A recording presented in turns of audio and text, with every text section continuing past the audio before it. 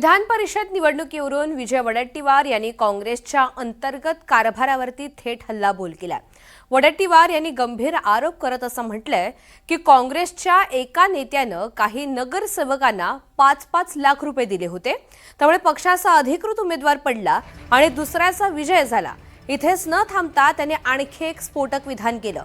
हा पैशांचा व्यवहार खरंच झाला का आणि वडेट्टीवार ज्या नेत्याबद्दल बोलत आहेत तो कोण आहे याचा खुलासा आता काँग्रेस हायकमांड कसा करणार याकडे राजकीय वर्तुळाचं लक्ष लागलंय। इथे जो नगरसेवक निवडून येतो तो कोणाचाच नसतो, तो फक्त या विधान परिषदेमध्ये कोण देईल याच भूमिकेत असतो। हे आता अनेक ठिकाणी दिसून आलेलं आहे।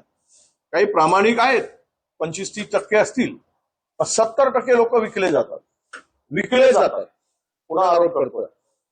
30% इमानदार आणि 70% बेईमान असतात पैशासाठी। आणि पैसे सहज किती मिळावे? 5 लाख, 10 लाख, 15 लाख? अरे काय धंदा करून ठेवलाय राजकारणाचा। या सगळ्या संदर्भात अधिकची माहिती जाणून घ्यात प्रवीण मुधोळकर आपल्या सोबत आहेत। प्रवीण, काँग्रेसमधील अंतर्गत खतखत ही काही नवीन नाही, मात्र सध्या विजय वडेट्टीवार यांचा रोख नेमका कुणाकडे आहे आणि या सगळे दावे करण्यामागची पार्श्वभूमी काय?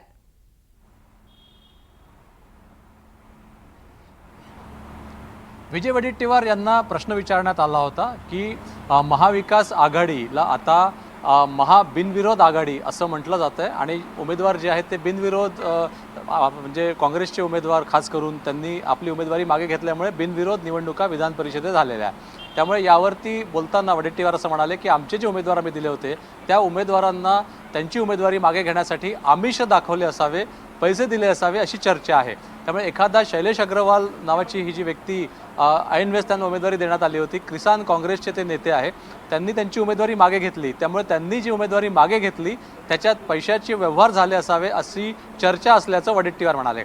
आता वडेट्टीवार याच्याही पुढे जाऊन असं म्हणाले की नगरसेवकांना 5-5 लाख रुपये देण्यात आल्याची माहिती त्यांच्याच एका नगरसेवकांनी त्यांना फोनवरून दिली। आता हे पैसे कोणाला दिले, कुठून आले या संदर्भातली सगळी माहिती आता हायकमांडपर्यंत जाणार आहे। आता शैलेश अग्रवाल यांनी सुद्धा म्हटलंय की त्यांना जे विरोधी पक्ष जे आहे ते बलाढ्य होते, त्यामुळे त्यांना ताकद दिली नाही, त्यामुळे त्यांनी त्यांची उमेदवारी मागे घेण्यासंदर्भात त्यांनी सूचक वक्तव्य केलं आहे। त्यामुळे आता नगरसेवक हे 5-5 लाख रुपये या निवडणुकीमध्ये मतदान करण्यासाठी घेतात असं या सगळ्या आरोप प्रत्यारोपातून आलेलं आहे पुढं।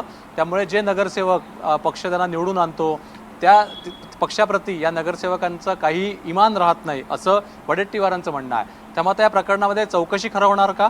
कारण की वडेट्टीवार याही पुढे असं म्हणाले आहे की त्यांच्या पक्षातल्या ज्या उमेदवारांनी विधान परिषदेच्या जर काही पैशाचा व्यवहार केला असेल किंवा भाजपच्या वतीनं काही या संदर्भात काही असे व्यवहार झाले असतील तर भ्रष्टाचार करणारा आणि भ्रष्टाचार चे पैसे घेणारा दोघांवरती कारवाई व्हावी। त्यामुळे भाजप आणि काँग्रेस या दोन्ही पक्षांमध्ये जर अशा पद्धतीने व्यवहार झाले असतील तर त्याच्यावरती दोन्ही भ्रष्टाचार करणारे आणि पैसे घेणारे या दोघांवर कारवाई व्हावी अशी वडेट्टीवारांची मागणी आहे।